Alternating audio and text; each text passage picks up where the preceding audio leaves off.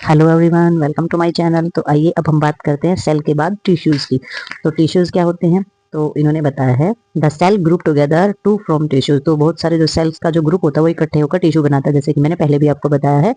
जो परफॉर्म करते हैं वो कॉमन फंक्शन इनके होते हैं, और जो क्लासिफाइड इनको किया जाता है वो उनके शेप, साइज और फंक्शन के आधार पर इनको क्लासिफाई किया जाता है।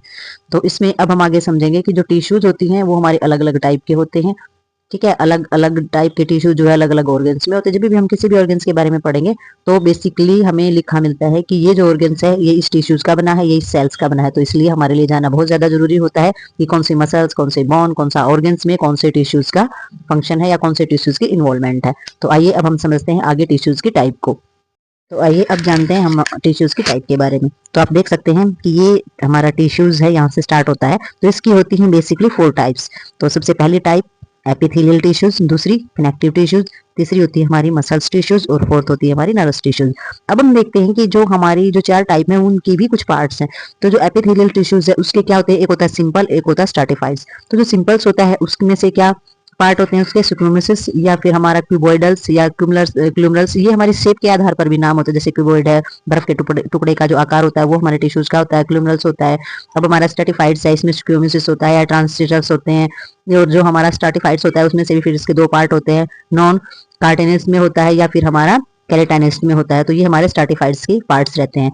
तो दूसरा हमारा आता है कनेक्टिव टिश्यूज। तो कनेक्टिव टिश्यूज जो होता है ये हमारी इसकी जो पार्ट होते हैं वो सबसे ज्यादा होते हैं, सबसे ज्यादा इंपॉर्टेंट होते हैं, क्योंकि नाम से ही पता चलता है कनेक्टिव। तो ये हमारे ऑर्गन्स को, चीजों को जोड़ने का काम करता है।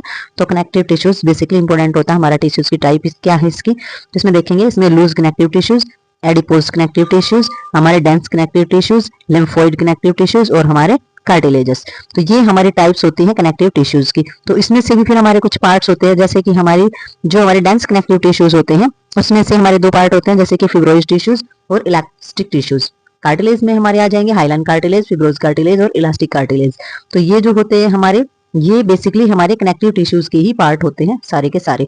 नेक्स्ट हमारा आ जाता है मसल्स टिश्यूज। तो मसल्स टिश्यूज जो है उसकी 3 टाइप बताई गई, बहुत ज्यादा इंपॉर्टेंट होते हैं। कनेक्टिव टिश्यूज और मसल्स टिश्यूज ही ज्यादा एग्जाम में आते हैं, क्योंकि स्केलेटन मसल्स जिससे हमारी पूरी बॉडी बनी होती है, स्मूथ मसल्स जिससे हमारे हार्ट वगैरह का जो पूरा पार्ट होता है, कार्डियक मसल्स वो भी हमारी हार्ट की मसल्स होती है, और स्मूथ मसल्स जो हमारी बेसिकली बिल्कुल ही सॉफ्ट मसल्स पाई जाती हैं, और सॉफ्ट मसल्स सबसे ज्यादा हार्ट के अंदर ही होती हैं। तो नेक्स्ट हमारा पार्ट आ जाता है नर्वस टिश्यूज। तो नर्वस टिश्यूज में क्या होता है, ये हमारा एक्साइटेबल और नॉन एक्साइटेबल सेल्स हमारे इसके अंदर पाए जाते हैं। तो ये हमारा न्यूरॉन्स का आ जाता है, मतलब कि नर्वस सिस्टम का आ जाता है इसके अंदर पार्ट। ठीक है, तो नर्वस टिश्यूज हम इसको बोलते हैं।